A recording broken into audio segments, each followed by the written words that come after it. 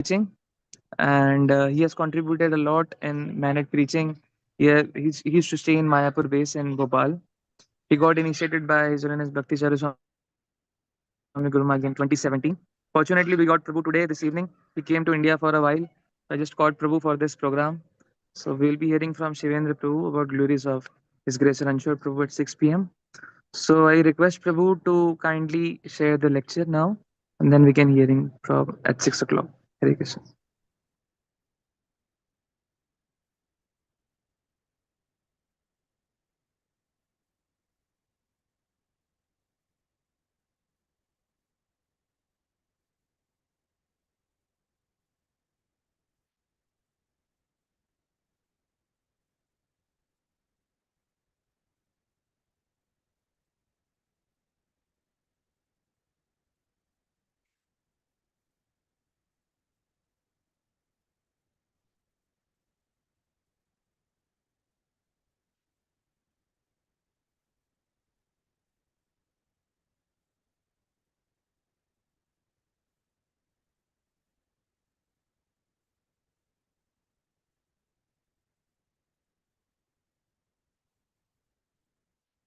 Is it audible, bro? The lecture is audible to all. Can you just confirm?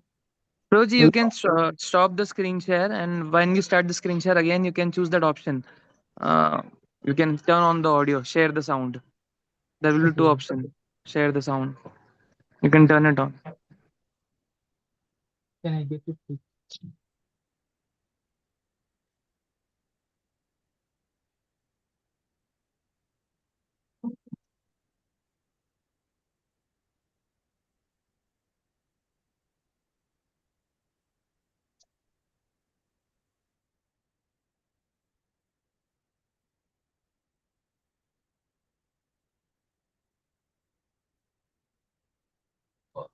Can you just guide me like to how to share the audio?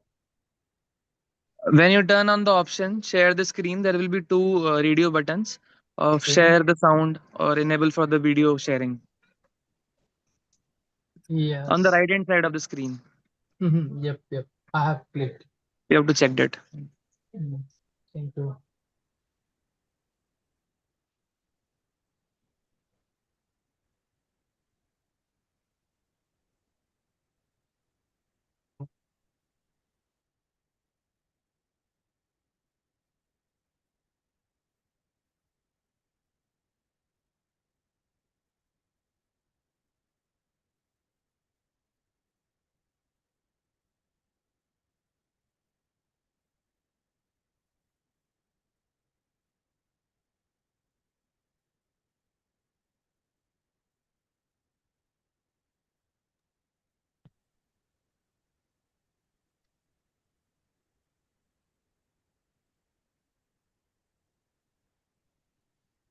Is it audible now, bro?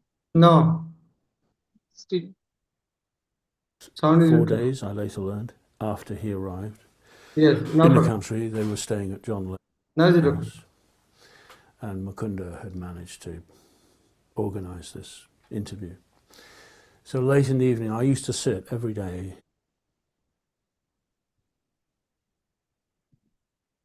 It is okay. I've checked here. It is okay. Oh, the video, the audio was like fine. Okay, Yeah, okay, that is fine. okay. Sorry.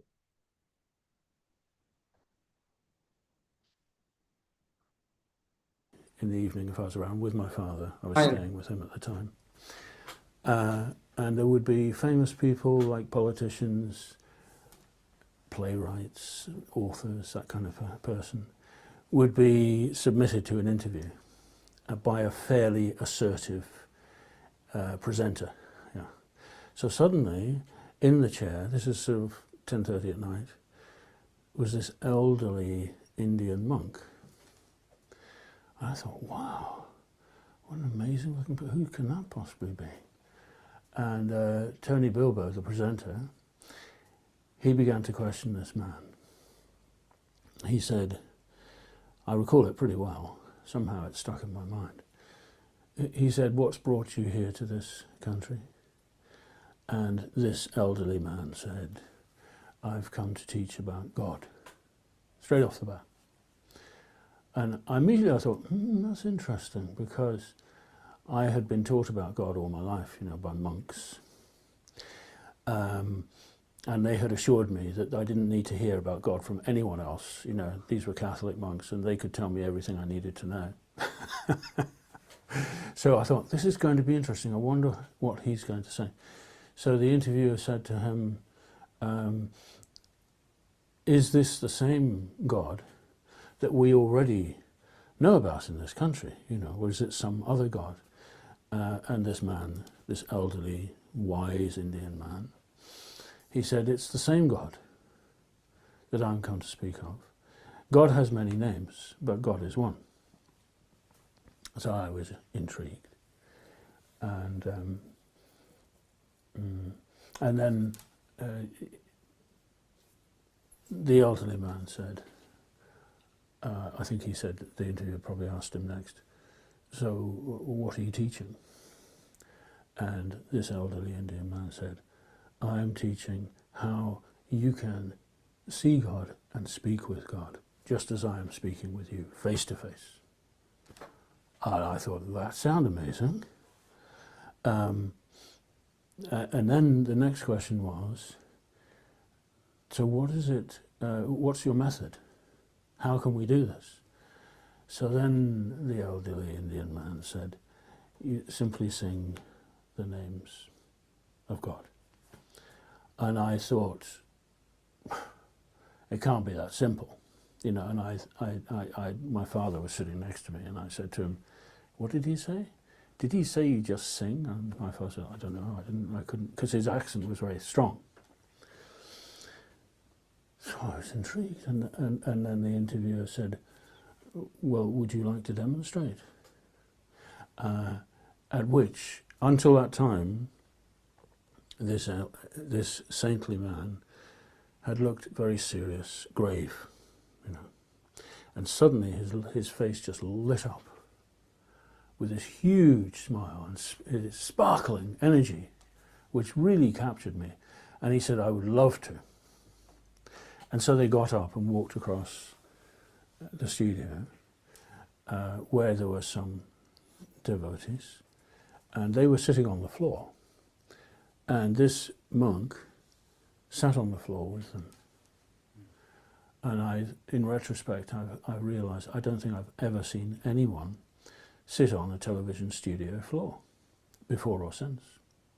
So they sat on the floor, and the man went. He interviewed at least one of them, and I do remember very clearly it was Shamsundar. He had that tilak that went from here all the way to there, with a shiny shaven pate. And I thought to myself, gosh, I admire that young man, a bit older than me, but I admire that man and these people. I can see they've got something really special. And the thought that occurred to me was, I could never do what they're doing. I could tell it was really serious, but I would love to aspire to something like that. So then they began to sing. And, Prabhupada had his kirtans, and Shamsundar had his Esiraj, and Yamuna probably was the one that was singing, I don't recall, the other harmonium, and Mukunda had his tambura and the mridanga. It was such a beautiful sound. So they chanted one round of the Maha Mantra. As soon as I heard the sound, I thought, that is right. You just have to sing. It all made perfect sense. It just connected completely with me. And I was ready to sit there for hours listening, but immediately the program ended. The credits started to scroll down, and it faded out. And I turned to my father and I said, wasn't that amazing? And my father said, no. So I learned from that. I learned this amazing presence which Prabhupada was able to project, across a screen. I didn't know if I would ever meet him again. I don't remember what my thoughts were on that subject, but I did think I would like to be like that young man that was questioned. And I formed some kind of an appreciation of the chanting. And of course, a few weeks later, within a week or two from then, it was in the charts, you know, the Hare Krishna mantra was being sung on the radio all the time. Yeah. So that was my first encounter with Prabhupada. The main impression I had of course, I didn't know he was Prabhupada, but the main impression I had of this man was that he was 100% genuine. He really knew what he was, when he was speaking about God, I knew I've got to hear what this man says. Prabhupada came to England for the second time. He returned to England in the summer of '71. So I was at the airport, you know, and the impression was overwhelming because he shone.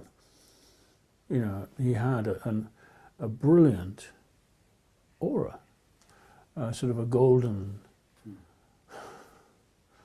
It's a mystical thing, isn't it? But there was a golden light that just shone, and and yet physically he was small, and yet he was the most powerful presence in the whole airport, you know.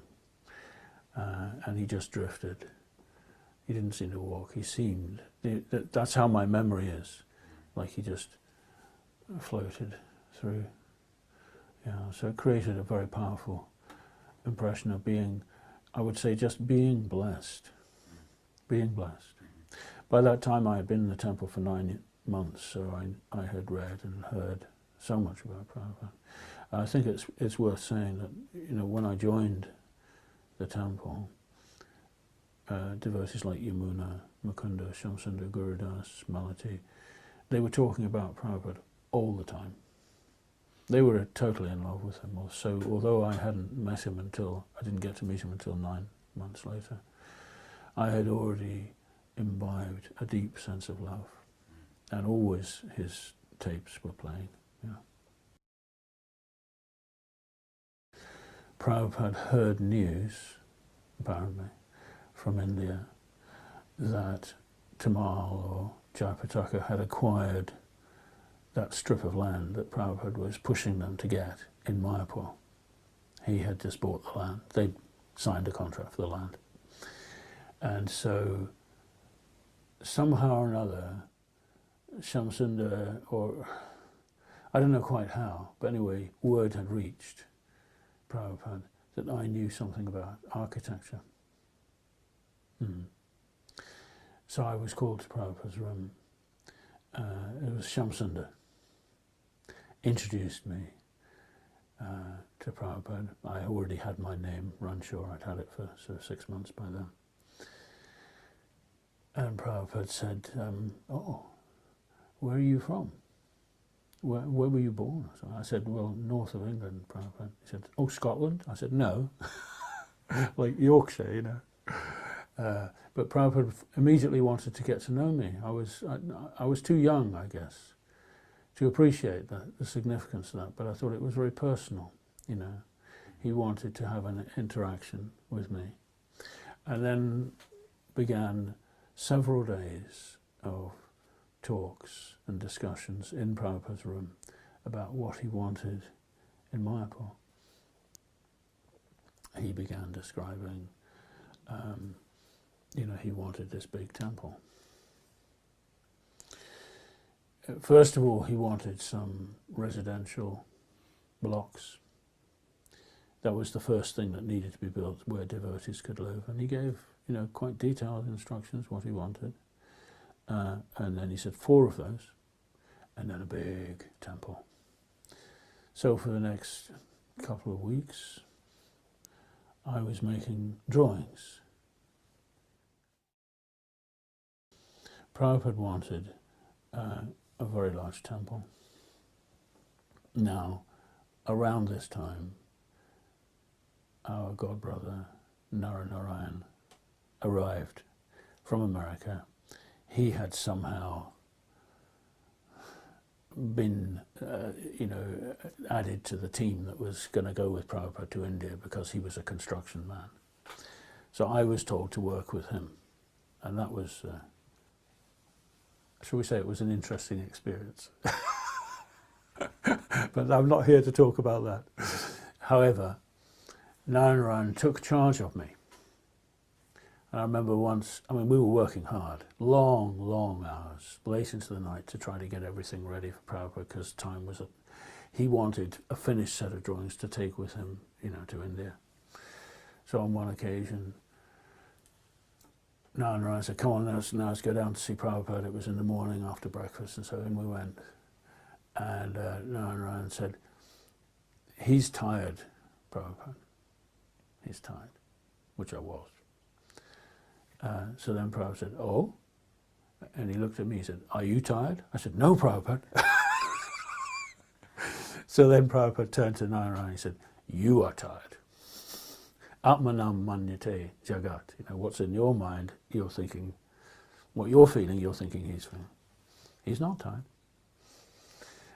So I was working flat out to make these drawings. And on one occasion, because I had got behind on my rounds, come late in the evening, I stood out, I had all these rounds to chant.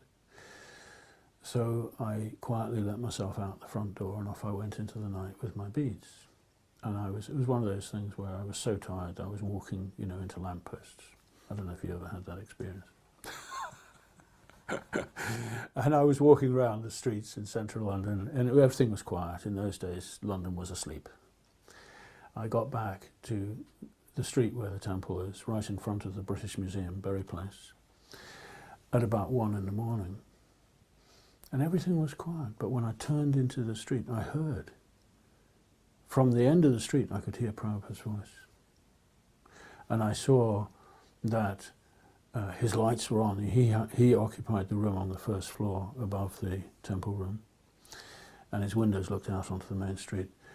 All his lights were on, bright, shining into the night. And his window was open. And I could hear his voice. And I realized he's dictating into, you know, he's translating the Bhagavatam, commenting on the Bhagavatam. So immediately I felt nervous, actually. Immediately I felt nervous because I didn't want him to know that I was out late at night, you know. So I sort of tiptoed to the front door, which was open. We never locked it in those days. And I tried to be as quiet as I could going up the stairs. Had to go past his landing and the stairs were creaking. I thought, God, I really don't want him to know. But when I got outside his door, I had to just sit there and listen. So I sat outside his door and the whole building, you know, you could hear the heavy breathing, occasional kind of snoring, and so everyone was asleep. And Prabhupada was saying a few words and there was a click. And a few more words and a click. A few more words and so on. Sometimes a long pause and then a lot of words. And I had this amazing realization that when everyone else was asleep, he was awake and he was speaking not just to the dictaphone, it really felt like he was speaking, you know, to the world. I'm sure that's what he felt as well. He was speaking to the world. Some of the interesting wishes Prabhupada had, you know, for Mayapur, it was mainly to do with the construction, because that's what I was helping with. He did want the temple very big. I know, you know, the temple that has been built there is colossal. Kind of difficult for me. I like things to be, you know, human scale. But Prabhupada wanted it. I have no doubt about that. He wanted something colossal. We used to go during this period with Prabhupada every morning around Russell Square, which was a nearby square where he liked to walk. One morning I was sitting in the temple room chanting my japa, and Shamsundar stuck his head in the door and said, does anyone want to come?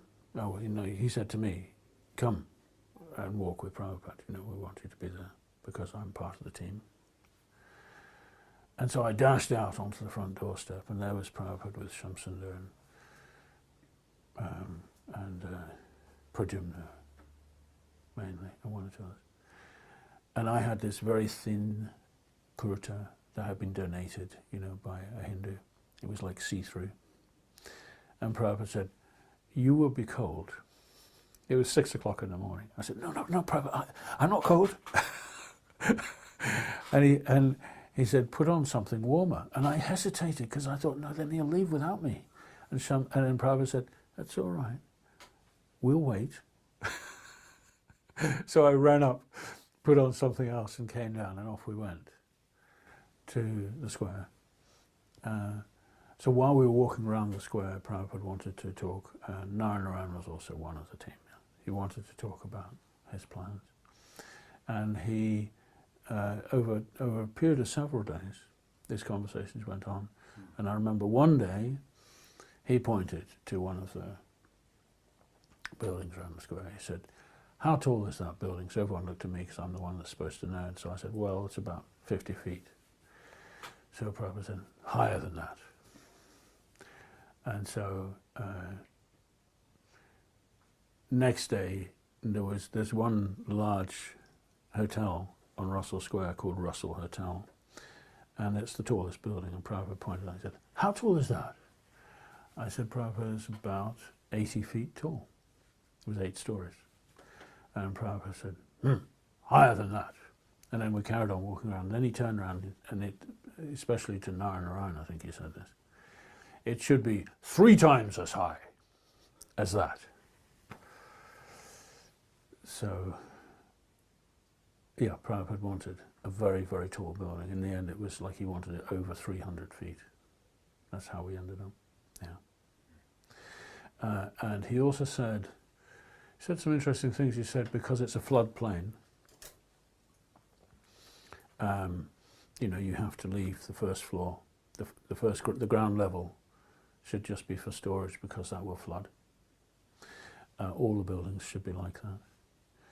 The very first Mayapur, what we called the temple, Mayapur Chandradoya Mandir, which was the original residential block.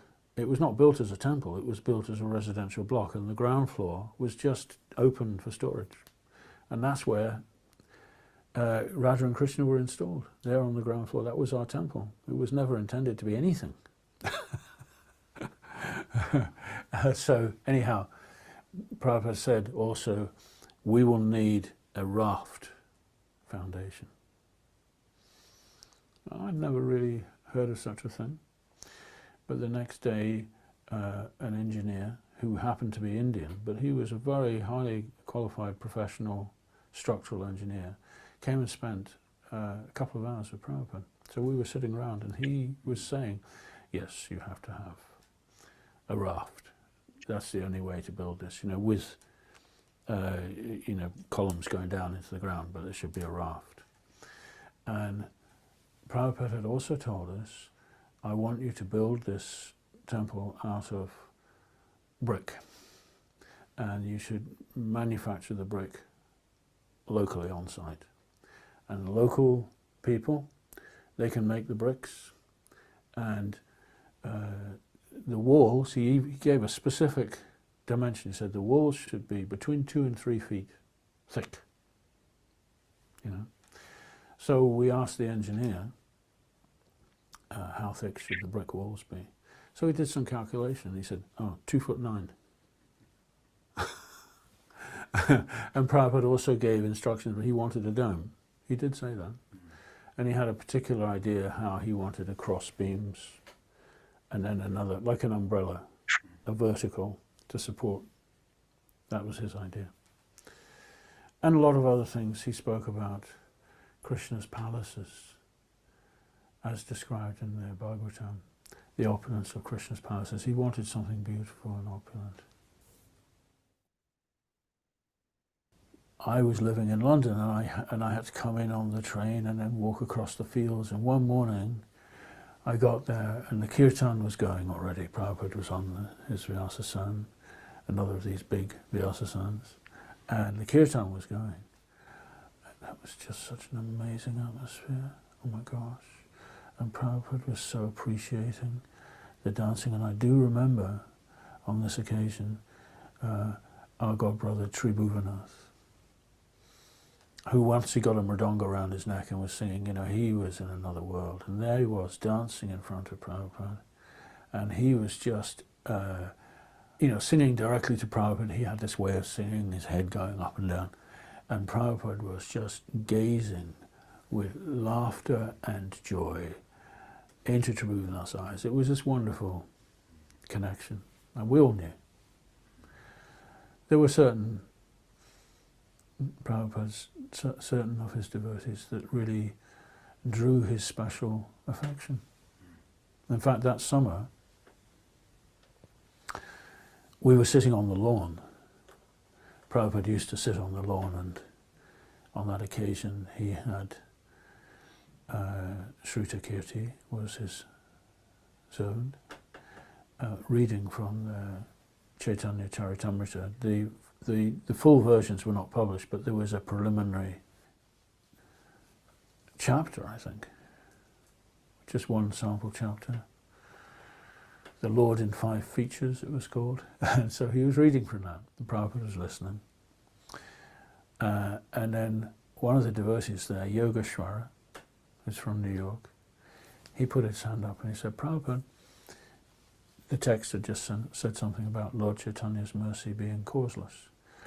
And he said, Prabhupada, we know that Lord Chaitanya's mercy is causeless, but still, is there some reason why we've got it, this causeless mercy, we have received this?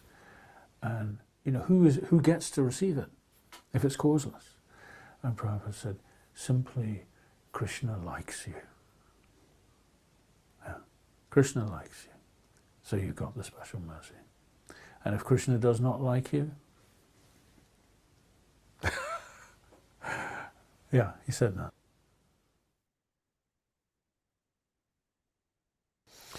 Yeah, well, during that first year, when Prabhupada was lecturing, we got to ask questions. So one time I was sitting quite close.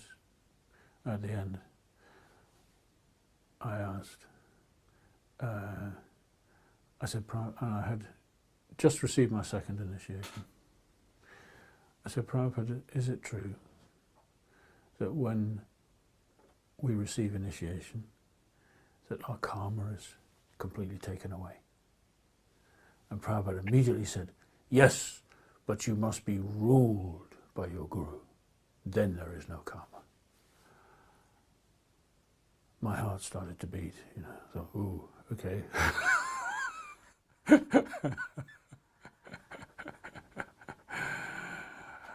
Because, when Prabhupada, he was up high above me, the Vyasan was another of Narayan's creations. He built this Vyasasan for Trafalgar Square because we were hoping that Prabhupada would be with us for Rath Yatra, but in fact he came late for Rath Yatra. So this Vyasasan filled the whole back of the temple room. It was enormous, and I knew it was too big. As soon as Prabhupada, he stepped into the room, he saw it, he said, it is too big. I thought Narayan was right there, and I thought, there, you see? So Prabhupada was very high on the Vyasasan, and I was, sitting on the floor. So when he said, you must be ruled by the Guru, who's looking down at me, you must be ruled by the Guru. So I've never forgotten that. I suppose it's a lifelong journey, lifelong work to really embrace that. Not in a disciplinarian way, but actually it should be really based on love.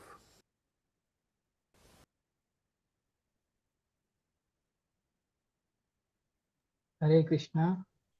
So sorry for the interruption. So I know it's releasing, and we all love to hear from Srila Prabhupada disciples about Srila Prabhupada. But let's begin with hearing about His Grace Ranchor Prabhuji. So I'll be sharing a presentation about Prabhuji, and then we'll Two of his hear something about retinue Prabhuji. to see Prabhupada. And I entered, I think, during the proceedings, and I sat down. There were not so many of us there. And so I could see you could sense from the atmosphere that Prabhupada hadn't really connected with this man and didn't particularly want to. So, but he had given a pile of brochures.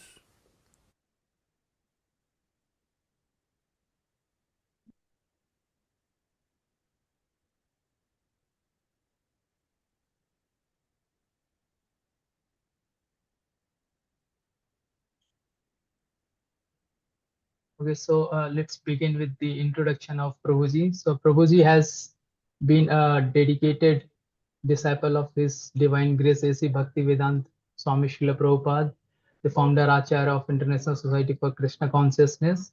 He is known for his artistic talents and contribution to the Krishna consciousness movement. He has been he joined ISKCON in his very young age when he was nearly 20s and became resident at Radha Landaneshwar temple at London.